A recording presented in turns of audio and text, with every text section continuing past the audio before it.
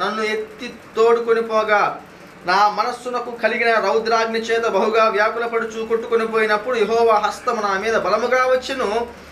నేను కెబారు నది దగ్గర తేలాబీబును స్థలమందు కాపురముండు చెరపట్టబడిన వారి యొద్దకు వచ్చి వారు కూర్చున్న స్థలమందు కూర్చుండి ఏమియూ చెప్పక కదలకయు ఉన్నవాడినై 7 దినములు వారి మధ్య దేవుడు ప్రసంగించమంటే యేసుక్రీస్తు ఏం చేస్తున్నాడు?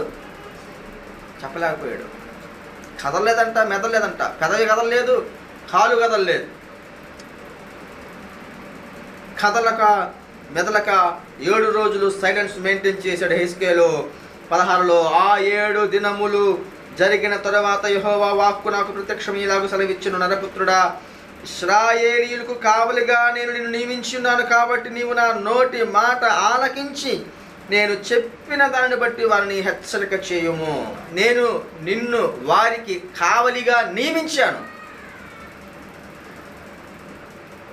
నువ్వు వారికి కావలిగా ఉండాలని నేను నియమించాను కనుక నేను వారికి ఇప్పుడు ఒక హెచ్చరిక జారీ చేయదలుస్తున్నాను. నేను వారికి ఏమి చెప్పాలనుకున్నా దాన్ని నీ ద్వారా చెప్పిస్తాను. ఖచ్చితంగా నువ్వు నోరు తెరిచి ఆ హెచ్చరిక జారీ చేయాల్సిందే. ఇశ్రాయేలు వారికి కావలి ఎవరంటే యెహెజ్కేలు. దేవునికి హెచ్చరికను జారీ చేయాల్సింది ఎవరంటే యెహెజ్కేలు. ఆయన నోరు తెరవాల్సిందే, దేవుడు చెప్పినటువంటి మాటను చెప్పాల్సిందే. ఏ మాట చెబుతున్నాడో తెలుసా? 18వ వచనంలో, నీవు మరణమవుదువని నేను దుర్మార్గుని గురించి ఆజ్ఞగా నీవు అతనిని హెచ్చరిక చేయకయు అతడు జీవించినట్లు తన దుర్మార్గతను విడిచిపెట్టవాలని వాళ్ళని హెచ్చరిక చేయక ఉండిన యెడల ఆ దుర్మార్గుడు తాను చేసిన దోషమును బట్టి మరణమవును గాని అతని రక్తమునకు నిన్ను ఉత్తరవాదిగా ఎంచుదును. దేవుడు ఎవరిని అడుగుతాడు తెలుసా? లెక్క తన సేవకుని లెక్క అడుగుతాడు. చచ్చిపోతావు, ఈ పని చేస్తే చచ్చిపోతావు, కరెక్ట్ చేయాలి.